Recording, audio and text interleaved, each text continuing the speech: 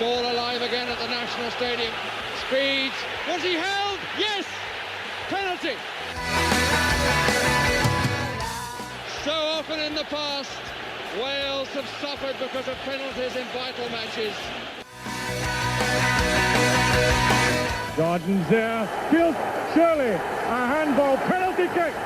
It's a penalty kick for Scotland. Paul Bowden to take it. Oh, and he's hit the crossbar. Sensational from Mae Rob Sawyer. Bale! Gareth Bale, NBE. These home forwards are in fighting trim. John Charles again passing to Tapscott. He shoots and it's in. Wales have opened the scoring. Great jump, free rush! Yes! 1-0! And Wales have finished with a bit of a swagger.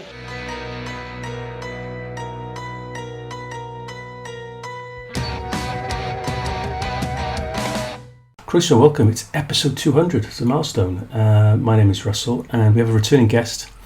I say this morning. It is this morning. It's far too hot in this room I record in to be doing this later in the day, the weather at the moment. It's Friday the 14th of August. We're going to be covering some news that came out towards the start of the week, although it was bubbling for a while. But as I said, we've got a returning guest. His name is Rob Sawyer. Welcome back, I should say, to the podcast. Rob, how are you doing? Yeah, good, thanks, Russell, and congratulations on reaching the 200 mark. Yeah. It's kind of snuck up on us. As I said, returning guest, you were with us a while back. You picked an Everton Wales 11 because you're an Everton fan. Still haven't found any cure for this acute affliction of yours, no? No, it's a life sentence, people tell me. Yeah. It's funny, my kids, teenage boys, they see Everton as a solid Premier League team with, not really going to go down, unlikely to win trophies, I hate to say, and that's what they are. To my generation, our generation, you're talking like one of the best teams in Europe in the late 80s. Yeah, in the days when you had an inverted commas Big Four or Big Five, Everton were one of those, in the 80s, and then sort of since the formation of the Premier League, we've very much slipped out of that, and you say your lads regard Everton as a solid mid-table team. I think I'd have taken that for the past 5 or 6 years because we've been anything but. Maybe last season we were back to something like that. Yeah, I remember doing a talk with Neville Southall in a local school in Cardiff, and he was looking at the kids talking about Everton, and I was just in awe of the fact it was Neville Southall, but he was talking about his time at Everton and about how players were supported to do with things like mental health and what have you, and obviously the game has changed hugely since then. It was very much you were on your own, and the dressing room could be a fairly unforgiving place as well. You didn't show weakness, that kind of thing. And as he sort of stopped at one point, looked at me, he kind of said, "I just realised that to these children, I'm talking about a club that's smaller than quote unquote Burnley," and I just sort of remember thinking, "Oh my God!" But yeah, and of course that 80s team had a core of Welsh players, and Everton have always had a big following in Wales. Yeah, I mean we've got the connections to Wales going back to the dawn of the professional era. George Farmer, who was a Welsh international, albeit sort of from Oswestry and that sort of borderland area. He was our first pro and one of our very first internationals. So, and that's continued all the way through to Tom Griffiths, Roy Vernon, T.G. Jones, and obviously we get into the 70s, the likes of Di Davis, and then, as you say, the Ratcliffe Southall era, and then Gary Speed and Barry Horn in the 90s. So a rich vein really of Welshmen, many from the north, but not all of them. But that's dried up really the past 10, 20 years. Probably Mark Prembridge was the last regular starter in the first 11. We've had one or two, like Mark Hughes played a handful of games. Nathan Broadhead, who I had hopes for 6-7 years ago, was on the cusp, but maybe just got injuries at the wrong time and never quite broke through. But he's gone to have a decent career elsewhere and win full honours. So it's we've been lacking that Welsh input in the team for quite some time. But of course, that might be about to change with the signing of Brennan Johnson. Before we get stuck into that, do you want to say a little bit more about your Everton connection, but also tell us a bit of work about the Everton Heritage Society? Yeah, well, I'm an Evertonian because of my dad. He was from Liverpool. I was born and raised about 30 miles away, so I live in sort of Mancunian territory, but always been a proud Blue. As we say, lucky to have been around when Everton were a great side, and you sort of live in that terrible hope that it will happen again, but we shall see. And I've been lucky enough to have an interest in the club's history, maybe harking back to those good times, and been in the Everton FC Heritage Society since about 2014. And that's one of the pioneering sort of club heritage groups, maybe the first one. They've been going since 2008. And it's just a collective of people with various interests in the club's history, whether they're collectors, podcasters, historians, writers, all sorts, just sort of but coming together to try and research and celebrate the club's history, because it has got such a rich history. We want there to be new chapters, great new chapters, but we love going back and digging deep into the history that goes back to 1878. Yeah, and you were very kind to draft a talk on Ben Williams from Pêl-droed a couple of years back. So when the Eisteddfod was in Pontypridd, I curated like a little short series of sport and heritage talks related to the area, and we managed to pick one from sort of each of the valleys, RCT, the Rhondda, the Cynon and the Taff, and you kindly drafted something around Ben Williams, who's from Pêl-droed.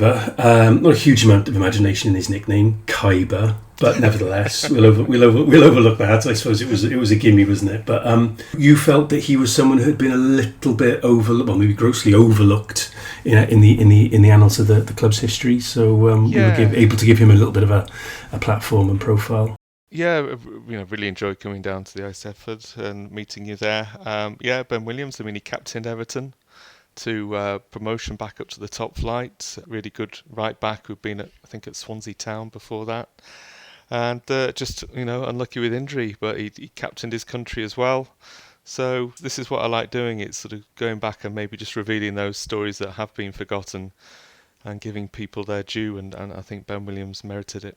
Yeah. So Brennan Johnson, I sent you a text, I don't know, it probably feels like a couple of months back at the very least, sort of saying, oh yeah, there's a link here. He'd only just obviously moved to Palace in the transfer window in January, which seemed an odd move in and of itself.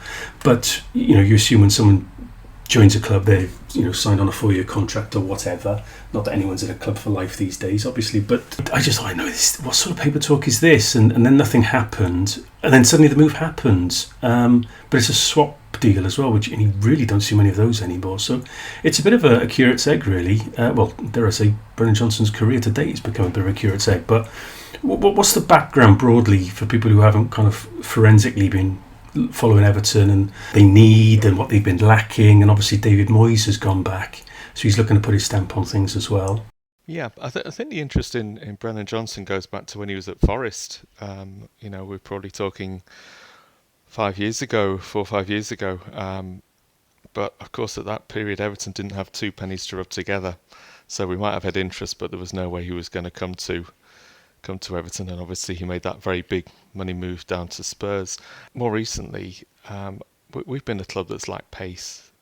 We've got some solid players in the team, one or two very talented players, but we're just not able to hurt other teams with sheer pace. And I think this is maybe the thinking. It's funny that we've got this swap deal involving McNeil and Johnson. McNeil is a lovely footballer, sometimes maybe a little bit derided in recent months, but a genuine footballer with a lovely left foot, no right foot, but a lovely left foot.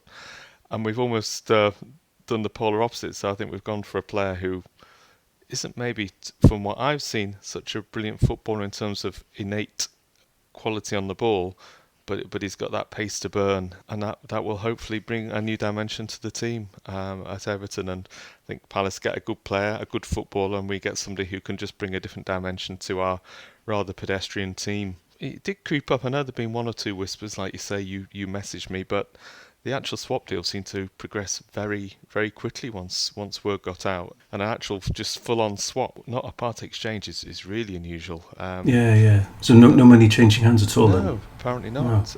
I guess probably Johnson will be on a big wage at Everton, but yeah, just a straight swap. So it's intriguing, and my brother-in-law is a Spurs fan.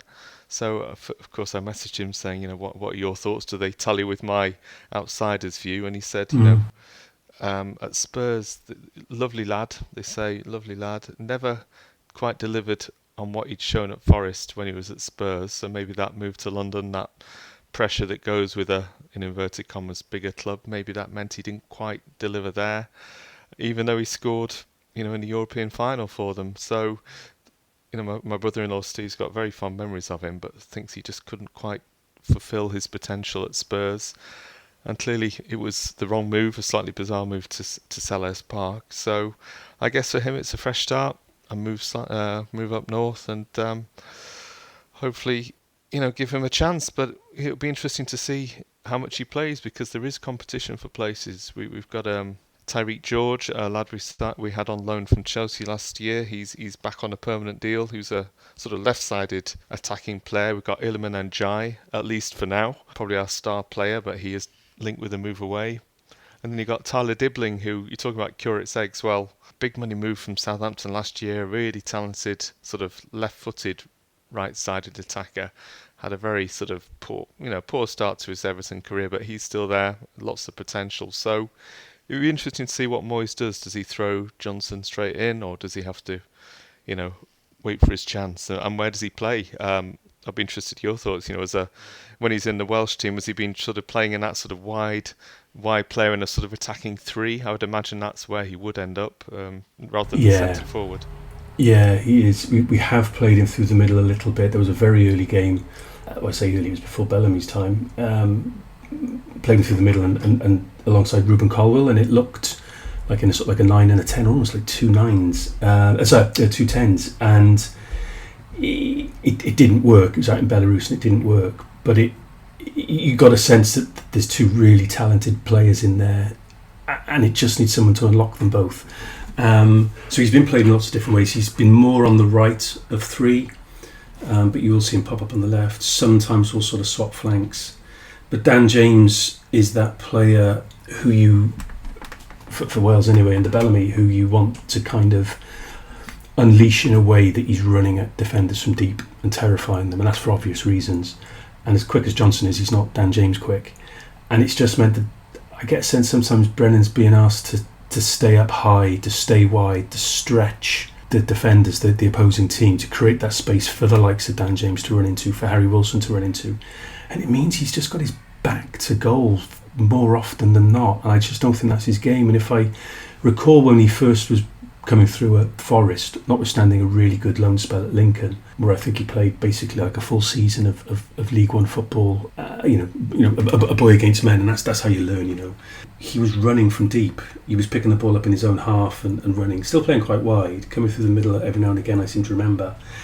And I think that's when he's at his most dangerous. And for Wales, that's not really been how he's playing, and he just cuts a very frustrated figure.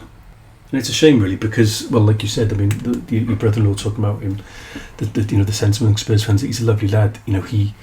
He's got this lovely grin on his face, and he does play with a smile. We have seen him play with a smile. He's got wonderful teeth. He is just a lovely young man, and I think everybody is really willing him to kick on. And I thought it might have been like the World Cup in 2022. I thought global stage for him. Really kind of go. Didn't really happen for Wales. He wasn't the only one. Feels like he's plateaued, certainly for Wales, and that he's found himself at a crossroads in both for both club and country. Or maybe he's just got to focus on club now. I think we said this on an episode earlier in the year, though, after he long moved to Palace, so it feels like you're stuck on repeat. Just focus on club, because country will happen as and when it happens. We don't have a huge pool to choose from, so it's not like he's not going to get selected in squads. But there is a little bit of maybe pressure on his place, and just concentrate now on playing for Everton. Good start to the season, get a couple of goals under his belt, but he didn't even score for Palace, which when you're a forward player, he's not an out-and-out striker. When you're a forward player, that doesn't look good, and hopefully just mentally in his head, he can just find that excitement and that excitability that he had at Forest. But what's that, 4-5 years ago? Yeah, I think he left in 2023 for that big money move down south. I think it's a cliche, that word confidence player, but it's been mentioned. I think he's certainly lost his mojo, hasn't he, at club and maybe international level. I think you're right. He doesn't. He's not a player you want with his back to goal. You want him facing forward, don't you? And terrifying the opposition, getting forward, moving forward, using his pace. One thing my brother-in-law said, he's got this thing of arriving at the far post, getting, scoring at his share of goals. So we need, we need to see that again. And this is his chance. But he's 25. This is the time to. There's only so many big moves he's going to get, so I guess he, as you say, he needs to focus on his club form, and the rest can then follow. The attack in the back post one I think is interesting because it's always that go-to now, isn't it? That's his game. That's what he does. I think there's actually, again, as I was saying, in terms of his Forest days, he had more to his game than just that. His first couple of goals, I'm just kind of digging them out now. I don't think he's ever going to be a prolific striker. I know he did he nudge 20 for Spurs a couple of seasons back? But he's more expecting him to be more like a 13 to 14 striker a season, I guess. Maybe like a second striker in terms of goal tallies, perhaps. He's got 7 for Wales in 45. But what was interesting, his first 2 goals came in consecutive games against Belgium and the Netherlands, and they were both really quality finishes against good quality defenders as well. Dare I say the sorts of goals that the Bale or Rush would put away for us. Aaron Ramsey, those elite players, and you thought, oh yeah, here we go. It had been a bit of a slow start, lots of caps, but not a huge number of minutes across all of those caps, and for a while he really did look the part. So there's definitely that player in him. But those goals weren't the goals that we're talking about, those arriving late in the box. He was picking them up and he was sniffing in and around the box. And they were, like I said, really, really smart finishes. And, if Everton fans are interested, you've got to go back to 2022, this Nations League. We had a pretty unforgiving group. We had Belgium, the Netherlands and Poland. And although we struggled, we weren't embarrassed by anything, but he scored his first one against Belgium, June 2022. So it's over 4 years ago. And then he scored 3 days later out in the Netherlands, and they were really, really good finishes. So there is a striker's instinct in there. It's just it takes something to unlock it. And on the Feast of Fussball, I think it's the most recent episode. It's the one with Lee Trundle on it, with Nathan Blake. I think it's Nia Jones. Lee Trundle's obviously, he's a regular on it as far as I'm aware. Obviously, Swansea, Wrexham, Rhyl, but he's an Everton fan, which I think I knew, but I'd sort of forgotten. So Leon off the podcast sort of flagged up, I'll give that a listen before you go in to speak to Rob, and I think you gave it a listen as well. And they were very much of the view that David Moyes is such an experienced manager. What he might lack in terms of the trophies he can point to in the cabinet, he's worked with a lot of players, and he has seen players like Johnson, conference players, young players, maybe a big money move hasn't quite worked out. He'd have worked with that sort of player before, so they seemed confident that he's in safe hands with David Moyes. And they talked a lot about, I think, was it Billy McKinley? Is that David Moyes' assistant? He's got a very experienced setup. Obviously, Moyes has got Billy McKinley as his number 2, along with Alan Irvine, who was an Everton winger in the early mid-80s. You got Leighton Baines there, former team left back in the coaching setup. So it's a good pedigree of people who've been around the block. And have a track record, like you say. In Moyes' first time at Everton, he did specialise in spotting players who maybe their careers had plateaued a bit, and he brought them in at a decent price and transformed their careers. Mikel Arteta being an example, who's a very talented lad whose career wasn't quite panning out as he hoped. Steven Pienaar, brilliant left-sided attacking player for Everton, but we got him on loan from Europe. Again, his career was going nowhere. So he's got that track record of spotting talent that just needs a bit of a polish or a confidence boost. So there's hope there, but clearly Everton is a demanding gig as well. Even though we haven't won anything, the spectators, the fans, they want to see players demonstrating it on the pitch. So Brennan can't expect 20 games to get back up to speed. We want to see some early signs. Just of him skinning a man a couple of times, or doing some of those things he did in his early games for Wales. So I think he'll get great sort of coaching and support in the Finch Farm environment. But ultimately, every player, there's only so much patience supporters have, and it seems less and less generally. So let's just hope that we early on see a couple of sparks just to give us that, and give him that confidence to reach something like the what he should be capable of, because there is, let's just say, there is a player in there. Yeah. No, you don't get much time. I was reading this morning. I mean, people calling for Derek McInnes's head at Rangers already after 4 games. I mean, it's madness. I'm looking at your fixtures. That's an interesting fixture first up for him. Crystal Palace. Yeah, who would have thought it? So it'll be interesting. Does he get some? I'd imagine he'll be on the bench for that game. He only arrived the other day. It was too quick for him to play in the friendly we had against Newcastle in midweek. But I suspect he might get a bit of time in our friendly on Saturday, and you'd think he'll be on the bench. It's got Dwight McNeil with a 30-yard left foot pile driver written all over it again. But let's fair play to him. Fair play to Dwight, if so. But it'll be interesting whether the two players will swap, get some time against their former clubs so quickly. It's got headline potential, hasn't it? That game. So, well, I mean, it would be ironic that if he does finally break his goal duck and he gets scores on his debut, he comes against Palace, for whom he could go at a barn door. I remember watching him. I mean, they were all poor in the Macclesfield Cup defeat, and just thought, and it was a strange move at the time, because it was like, well, okay, he's going to sign for Palace, who I know they had Europe as well, to be fair, so they were probably, the resources were stretched very thinly. But the way that merry-go-round is, I remember sort of saying at the time on an episode, well, okay, you'll be at Palace, Glasner will probably get sacked or leave, and then it'll be Thomas Frank who probably gets the job, and he's not going to want Johnson again. And it's almost worked out like that. And I suppose you get a sense, that's kind of where I was coming from a little bit of that Moyes line of inquiry, is that you get a sense that Moyes isn't, the Everton regime aren't going to pull the trigger with somebody like Moyes. There's going to be some patience with him. And I think does that possibly then translate into a benefit and advantage for Brennan Johnson, in that he's not going to find himself playing under a new manager by mid-October. It should do. It's an interesting one. I mean, Everton had a very disappointing end to last season. After being in contention for Europe, we blew it, frankly. The last half a dozen games, couldn't get a win, missed out on Europe, and a lot of discontent with the management. I'm a very pragmatic person, and I'm not one to call for the sacking, but I could see where some people were coming from.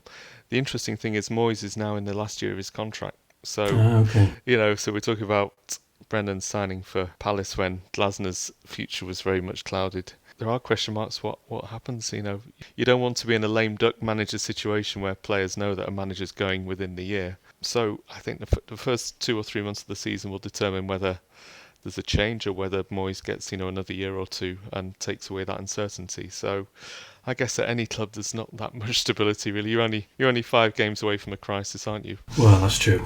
Yeah. After Deepdale, then second game in the Carabao. So that's old Moyes and Irvin's old stomping grounds. That's an interesting fixture. Yeah, he was. Obviously Preston North End played at Goodison in the Carabao Cup the other day because of the Deepdale pitch being worked on.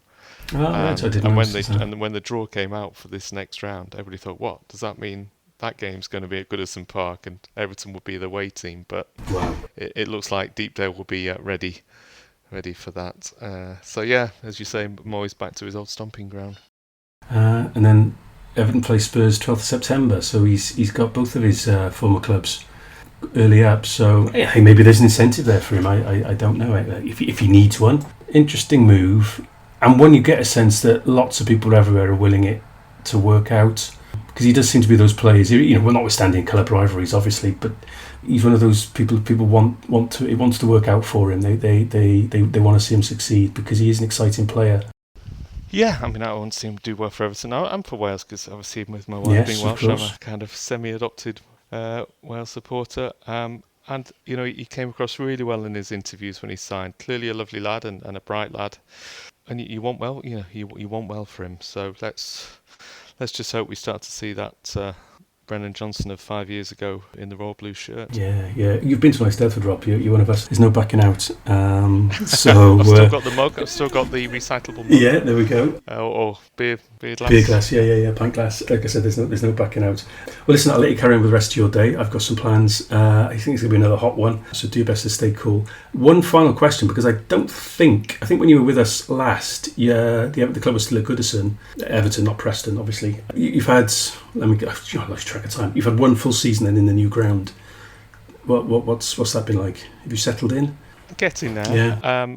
I mean, it's an amazing stadium, and you've seen, it's hosted other sports as well, and the feedback's been great. Still needs a bit more Evertonisation in the stadium. It's still, once you're on the outside, it looks amazing. Inside, it can look a bit like any other sort of modern stadium. We need to see more Everton branding, covering some of the concrete walls, that kind of thing. The atmosphere, when the team actually get you going, which hasn't always been the case last season, the noise is tremendous. So, you used to talk about the Goodison Roar. Well, it is loud in there. So you can see, if we have the team to match the stadium, it really could be something.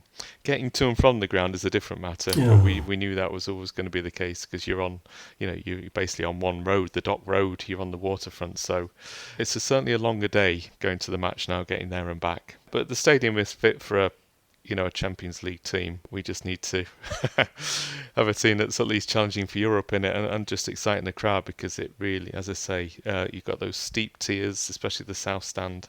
You just need the team to, really ignite the crowd and get it going. Yeah. Well, let's hope Brennan Johnson can do that. You said he was one more friendly before the season starts. Is that Lille? Yeah. I think I've got here. Lille on Saturday. Yeah. And then a week from then, it's. It all starts again with, as you were saying earlier, Crystal Palace. So I'm not working, so I'll be there for that one. Yeah. Well, good luck for the season, Rob. Pleasure to catch up as always, and we can do it in person sometime. Yeah, it'd be good to see you. Yeah, likewise. Have a good day.